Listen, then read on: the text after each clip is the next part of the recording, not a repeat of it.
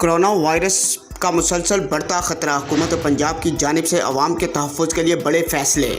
Secretary prime and secretary health care ने पाबंदी और कारोबारी सरगर्मियों के औकात में तब्दीली का नोटिफिकेशन जारी कर दिया।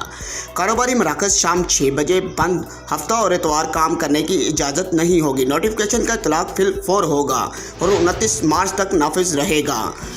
नोटिफिकेशन के इतलाक़ के बाद तमाम मज़ारात, दरगाहें और सेमिनार हॉल्स भी मुकम्मल तौर पर बंद होंगे। तमाम तफरीह मकामात और पार्क शाम 6 बजे बंद कर दिए जाएंगे।